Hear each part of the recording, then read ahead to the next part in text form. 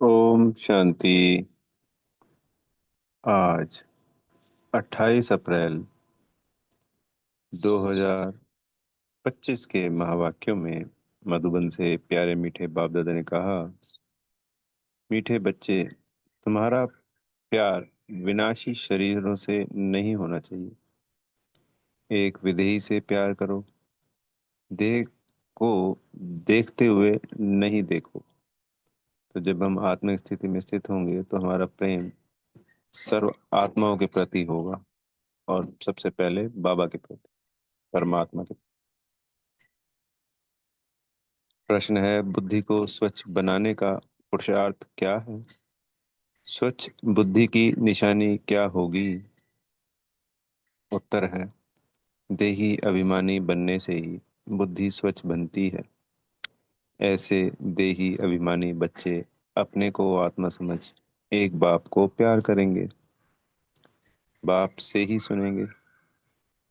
लेकिन जो मूढ़मती है वह देह को प्यार करते हैं, देह को ही श्रृंगारते रहते हैं। ओम शांति। ओम शांति किसने कहा और किसने सुना? और सत्संगों में तो जिज्ञासु सुनते हैं, महात्मा व गुरु आदि ने सुनाया, ऐसे कहेंगे। यहाँ परमात्मा ने सुनाया और आत्मा ने सुना, नई बात है ना। संसार के जितने सत्संग है उनमें सब में कॉमन बात है। गुरु ने, महात्मा जी ने, साधु सन्यासी ने सुनाया और जिज्ञासु ने सुना, सिंपल।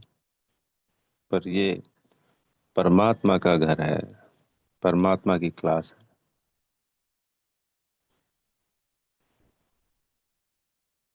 नई बात है ना। देही अभिमानी होना पड़े, कई यहाँ भी देह अभिमानी हो बैठते हैं। तुम बच्चों को देही अभिमानी हो बैठना चाहिए। मैं आत्मा इस शरीर में विराजमान हूँ। शिव बाबा हमको समझाते हैं, यह बुद्धि में अच्छी तरह याद रहना चाहिए। मुझ आत्मा का कनेक्शन है परमात्मा के साथ। परमात्मा आकर इस शरीर द्वारा सुनाते हैं। यह दलाल हो गया, तुमको समझाने वाला वह है। इनको भी वर्षा वह देते, तो बुद्धि उस तरफ जानी चाहिए। समझो बाप के 5-7 बच्चे हैं, उन्हों का बुद्धि योग बाप तरफ रहेगा ना, क्योंकि बाप से वर्षा मिलना है। भाई से वर्षा नहीं मिलता, वर्षा हमेशा बाप से मिलता है। आत्मा को आत्मा से वर्षा नहीं मिलता। तुम जानते हो, आत्मा के रूप में हम सब भाई भाई हैं। हम सब आत्माओं का कनेक्शन एक परमपिता परमात्मा के साथ है। वह कहते हैं, मामेकम याद करो, मुझ एक के साथ ही प्रीत रखो, रचना के साथ मत रखो। देही अभिमानी बनो, मेरे सिवाय और कोई देहधारी को याद करते हो तो इसको कहा जाता है देह अभिमान। बल यह देहधारी तुम्हारे सामने है, कौन? ब्रह्मा बाबा। परंतु तुम इनको नहीं देखो। बुद्धि में उनकी याद रहनी चाहिए, शिव बाबा की, हमेशा। वह तो सिर्फ कहने मात्र भाई भाई कह देते हैं। अभी तुम जानते हो हम आत्मा हैं, परमपिता परमात्मा की संतान हैं। जैसे कल रविवार की मुरली में था कि अपने को आत्मा समझ कर संपन्न संपूर्ण बनना है, बाबा के प्रेम में अपने आप को टर्न करना है। बाबा इसलिए कहते हैं कि इसी में हमारा कल्याण है। आत्मा का पाठ इसलिए पक्का कराते हैं कि बाबा के पास जो भी गुण और शक्ति हैं वो सिर्फ हम जब जिस क्षण अपने आप को आत्मा समझते हैं उस वक्त हम रिसीव करने लगते हैं। जैसे जो सूर्य की ऊर्जा हर वक्त फैल रही है, जब सोलर प्लांट लगाया जाता है तो उससे वो ऊर्जा एक जगह एकत्रित की जाती है। तो जब हम अपने को आत्मा समझते हैं तो हम उस सोलर प्लांट का काम करने लगती है आत्मा। तो जो परमात्मा से हर क्षण हर वक्त गुण और शक्तियां यहाँ पे विद्यमान होती है, जो बाबा हमको दे रहे हैं, उनकी तरफ से 24 घंटे आ रही है। पर जब हम अपने आप को आत्मिक स्थिति में स्थित करते हैं तो हमारी रिसीविंग होती है। जब तक हम देहभान में हैं, तब तक वो रिसीविंग हो ही नहीं सकती। इसलिए फिर तो जैसे सूर्य की रोशनी है, सब जगह फैल रही है, बस फैल रही है। पर उसका यूज कब होता है? जब सोलर ऊर्जा द्वारा उसका प्रयोग किया जाता है।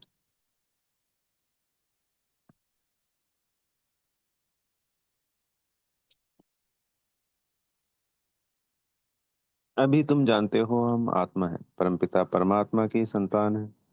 वर्षा परमात्मा से मिलता है। वह बाप कहते हैं तुम्हारा लव मुझ एक के साथ होना चाहिए। मैं ही खुद आकर तुम आत्माओं की अपने साथ सगाई कराता हूँ। देहदारी से सगाई नहीं है। और जो भी संबंध है वह देह के, यहाँ के संबंध है। इस समय तुमको देही अभिमानी बनना है।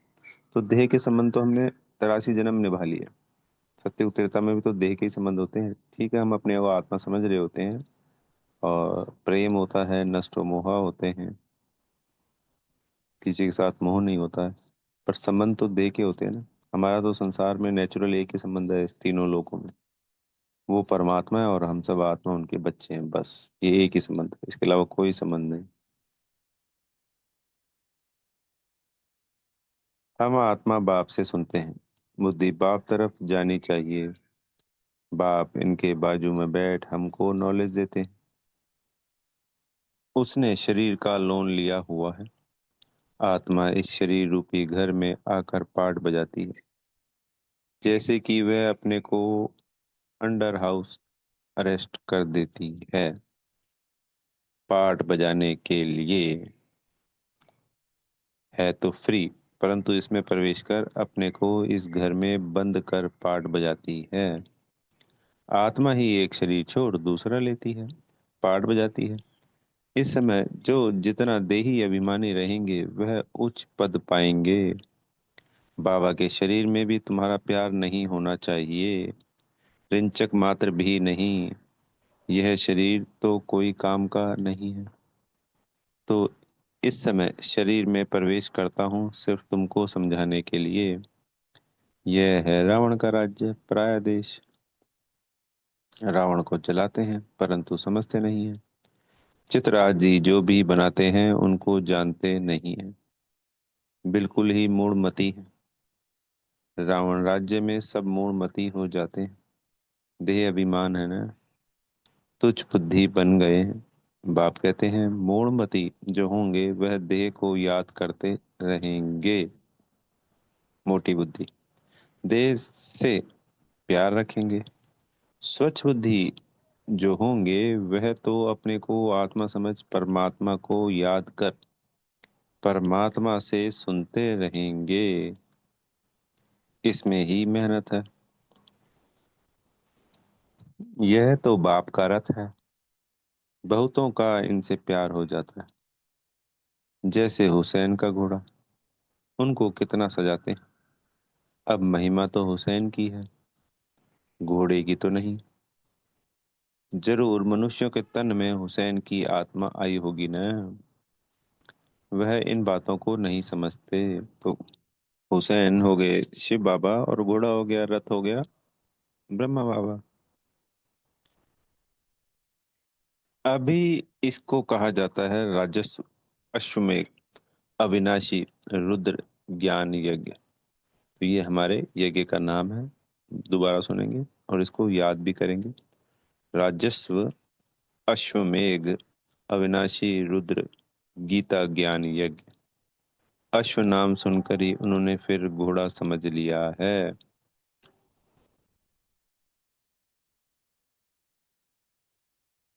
उनको सुहा करते हैं। यह सब कहानियां है भक्ति मार्ग की।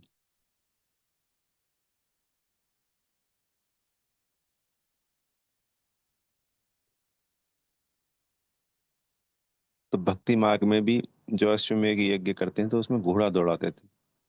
तो यहाँ पे क्या करना है? ये जो शरीर रूपी घोड़ा है, इसको स्वाहा करना होता है, इसको भूलना होता है, जिससे हमें विश्व की राजाई मिलती है। ऐसा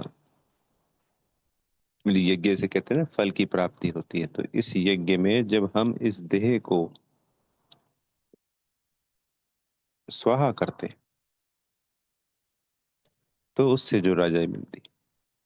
तो ऐसा अविनाशी, जो अविनाशी रुद्र परमात्मा शिव है, उन्होंने यह गीता ज्ञान यज्ञ रचा है।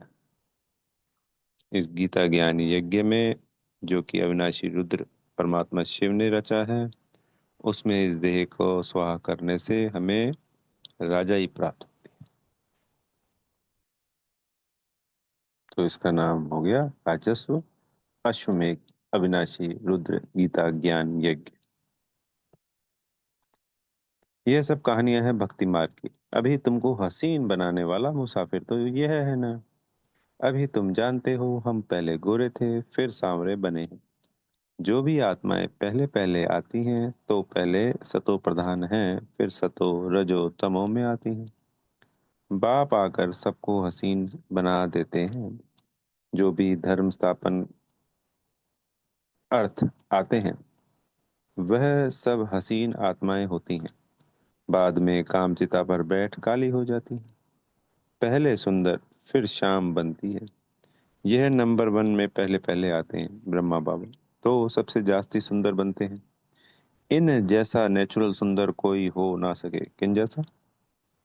ब्रह्मा बाबा जैसा नहीं, लक्ष्मी नारायण जैसा नेचुरल सुंदर तो वही होंगे। यह ज्ञान की बात है। भल क्रिश्चियन लोग भारतवासियों से सुंदर हैं, गोरे यानी, क्योंकि उस तरफ के रहने वाले हैं। परंतु सत्युग में तो नेचुरल ब्यूटी है।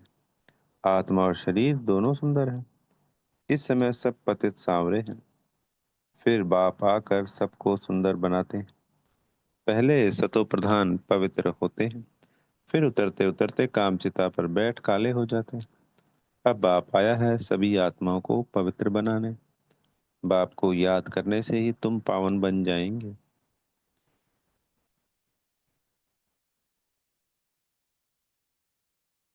तो याद करना है एक को, देहधारी से प्रीत नहीं रखनी है। बुद्धि में यह रहे कि हम एक बाप के हैं, वही सब कुछ है। इन आंखों से देखने वाले जो भी हैं वह सब विनाश हो जाएंगे। यह आंखें भी खत्म हो जाएंगी। परमपिता परमात्मा को तो त्रिनेत्री कहा जाता है। उनको ज्ञान का तीसरा नेत्र है। त्रिनेत्री, त्रिकालदर्शी, त्रिलोकीनाथ, यह टाइटल उनको मिले हैं।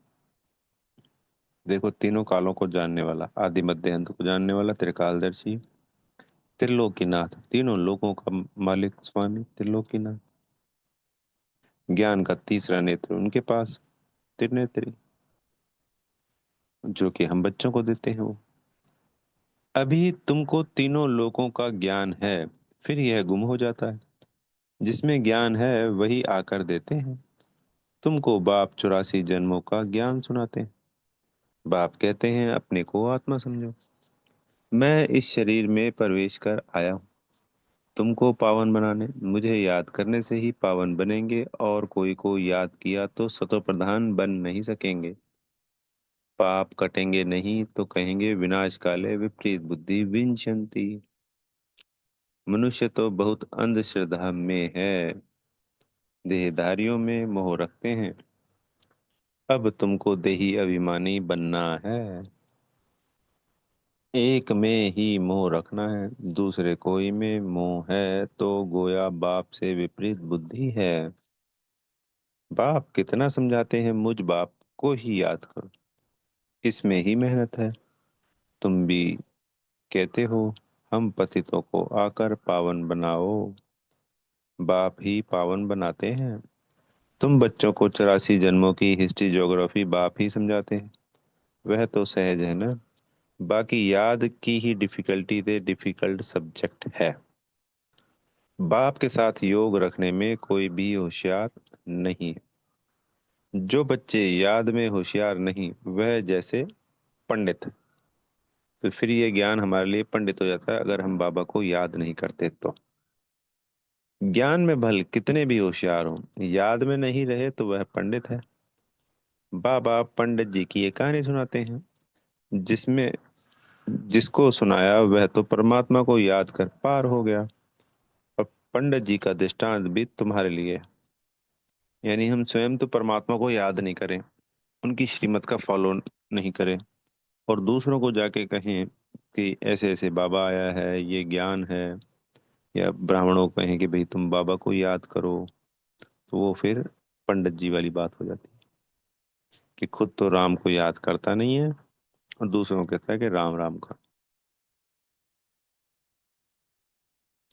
बाप को तुम याद करो तो पार हो जाएंगे, सिर्फ मुरली में तीखे होंगे तो पार जा नहीं सकेंगे। याद के सिवाय विक्रम विनाश नहीं होंगे। यह सब दृष्टांत बनाए हैं। बाप बैठ यथार्थ रीति समझाते हैं। उनको निश्चय बैठ गया, एक ही बात पकड़ ली कि परमात्मा को याद करने से पार हो जाएंगे। सिर्फ याद होगा, योग नहीं, तो उच्च पद पार नहीं सकेंगे। ऐसे बहुत हैं, याद में रहते नहीं है। मूल बात ही है याद की। बहुत अच्छी अच्छी सर्विस करने वाले हैं, परंतु बुद्धि योग ठीक नहीं होगा तो फंस पड़ेंगे। योग वाला कभी भी देह अभिमान में नहीं फंसेगा। अशुद्ध संकल्प नहीं आएंगे। याद में कच्चा होगा तो तूफान आएंगे। योग से कर्मेंद्रियां एकदम वश हो जाती हैं। बाप राइट और रॉन्ग को समझाने के बुद्धि भी देते हैं। औरों की देह तरफ बुद्धि जाने से विपरीत बुद्धि विंशति हो जाएंगे। जब हम आत्मा का पाठ पक्का करते हैं, तो जो भी कमी कमजोरियां हैं, विकार हैं, बुराइयां हैं, सब कुछ समाप्त हो जाती है स्वतः। ज्ञान अलग है, योग अलग है। योग से हेल्थ, ज्ञान से वेल्थ मिलती है। योग से शरीर की आयु बढ़ती है। आत्मा तो छोटी बड़ी होती नहीं। आत्मा कहेगी मेरे शरीर की आयु बड़ी होती है, अभी आयु छोटी है, फिर आधा कल्प के लिए शरीर की आयु बड़ी हो जाएगी। हम तमो प्रधान से सतो प्रधान बन जाएंगे। आत्मा पवित्र बनती है। सारा मदार आत्मा को पवित्र बनाने पर है। पवित्र नहीं बनेंगे तो पद भी नहीं पाएंगे। माया चार्ट रखने में बच्चों को सुस्त बना देती। बच्चों को याद की यात्रा का चार्ट बहुत शौक से रखना चाहिए। देखना चाहिए कि हम बाप को याद करते हैं या और कोई मित संबंधी आदि तरफ बुद्धि जाती है। सारे दिन में याद किसकी रही, अथवा अथवा प्रीत किसके साथ रही, कितना टाइम वेस्ट किया, अपना चार्ट रखना चाहिए। परंतु कोई में ताकत नहीं जो चार्ट रेगुलर रख सके। कोई विरला रख सकते हैं। माया पूरा चार्ट रखने नहीं देती है, एकदम सुस्त बना देती है। चुस्ती निकल जाती है। बाप कहते हैं माँ में कम याद करो, मैं तो सभी आशिकों का माशूक हूँ। तो माशूक को याद करना चाहिए ना। माशूक बाप कहते हैं तुमने आधा कल्प याद किया है, अब मैं कहता हूँ मुझे याद करो तो विकर्म विनाश हो जाएं। ऐसा बाप जो सुख देने वाला है, कितना याद करना चाहिए। और तो सब दुख देने वाले हैं, वह कोई काम आने वाले नहीं है। अंत समय एक परमात्मा बाप ही काम आता है। अंत का समय एक हद का होता है, एक बेहद का होता है। बाप समझाते हैं अच्छी रीति याद करते रहेंगे तो अकाले मृत्यु नहीं होगी। तुमको अमर बना देते हैं। पहले तो बाप के साथ प्रीत बुद्धि चाहिए। कोई के भी शरीर के साथ प्रीत होगी तो फिर गिर पड़ेंगे। तो आज की पूरी मुरली में बाबा का फोकस एक ही पे है, आत्मा समझ बाबा को याद करना। देह को याद करेंगे तो बाबा ने बता ही दिया। कोई के भी शरीर के साथ प्रीत होगी तो गिर पड़ेंगे, फेल हो जाएंगे, चंद्रवंशी में चले जाएंगे। स्वर्ग सतयुगी सूर्यवंशी राजाई को ही कहा जाता है। त्रेता को भी स्वर्ग नहीं कहेंगे। जैसे द्वापर और कलयुग है तो कलयुग को रौरव नर तमो प्रधान कहा जाता है। द्वापर को इतना नहीं कहेंगे। फिर तमो प्रधान से सतो प्रधान बनने के लिए याद चाहिए।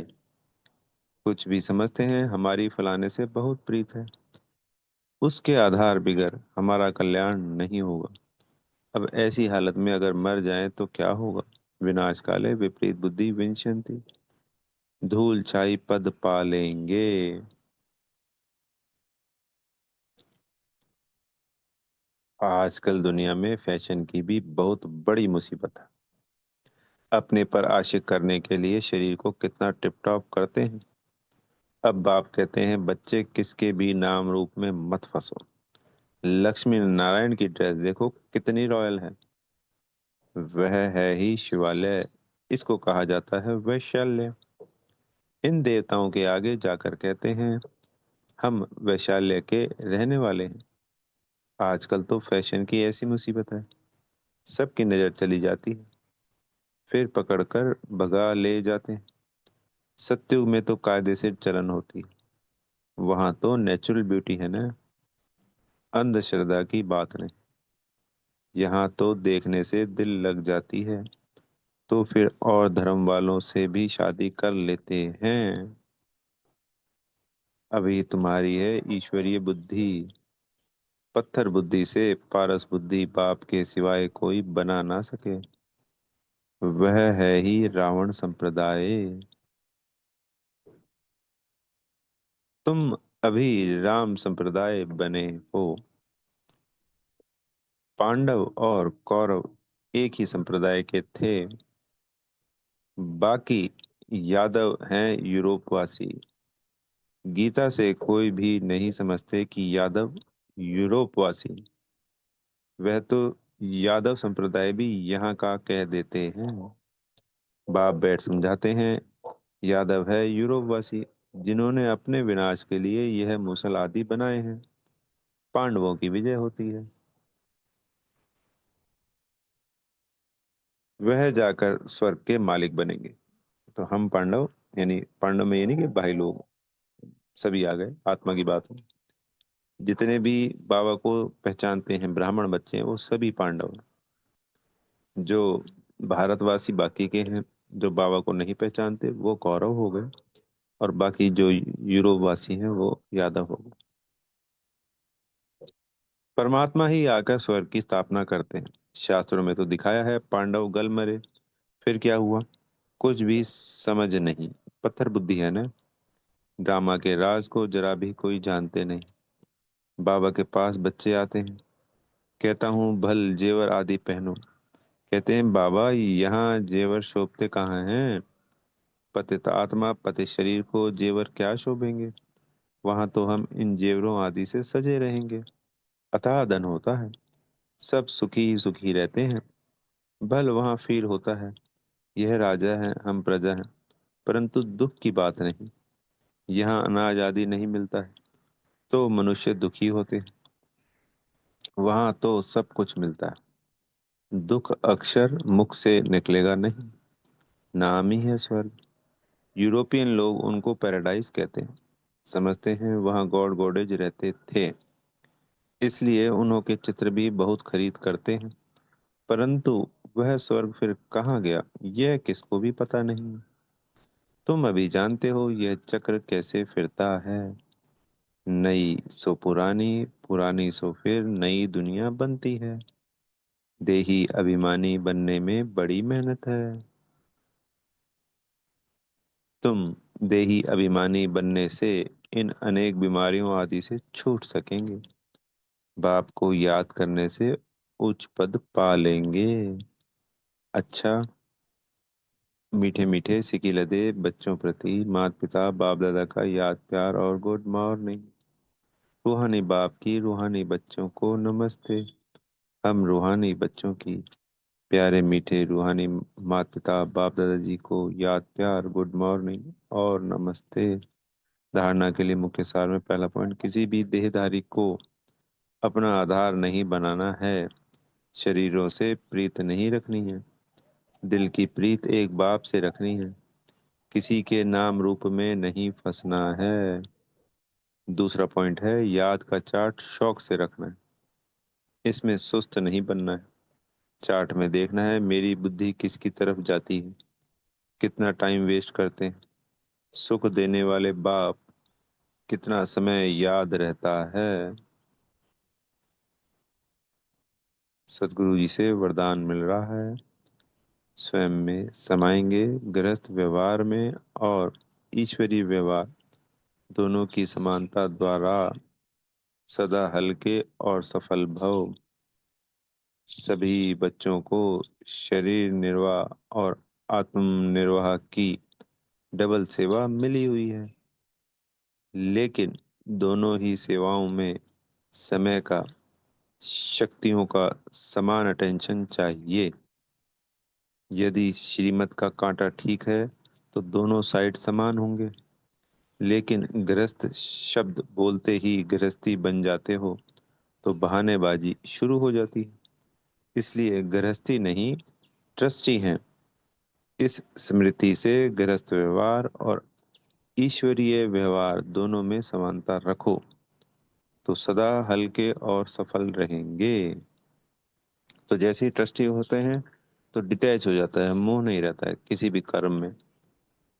जैसे नर्स है, सेवा करती है, बस ठीक हो रहा है नहीं हो रहा है, जिंदा है, घर चला गया छोड़ के, बहुत सेवा करती है, पर कोई ये थोड़ी कि उसकी याद रहने लग जाती है जब वो ठीक होके चले जाते हैं। या कोई मान लीजिए सेवा भी करी और शरीर छोड़ के चले गए तो भी कोई उनको याद थोड़ी करते। तो बिल्कुल डिटैच रहता है नर्स। जब हम ट्रस्टी बनेंगे तो सभी चीजों से, चाहे नुकसान हो रहा है चाहे फायदा हो रहा है, चाहे कोई किसी को कुछ भी हो रहा है, सबसे डिटैच। पर कर्म ऐसे, जैसे नर्स कैसे करती है सेवा, क्योंकि उस जैसी सेवा तो कोई कर ही नहीं सकता। तो सदा ट्रस्टी बनकर। स्लोगन, फर्स्ट डिवीजन में आने के लिए कर्मेंद्रिय जीत माया जीत बनो। अव्यक्त इशारे कंबाइंड रूप की स्मृति से सदा विजयी बनो। आपके शिव शक्ति के कंबाइंड रूप का यादगार सदा पूजा जाता है। शक्ति शिव से अलग नहीं, शिव शक्ति से अलग नहीं। ऐसे कंबाइंड रूप में रहो। इसी स्वरूप को ही सहज योगी कहा जाता है। योग लगाने वाले नहीं, लेकिन सदा कंबाइंड अर्थात सदा साथ रहने वाले।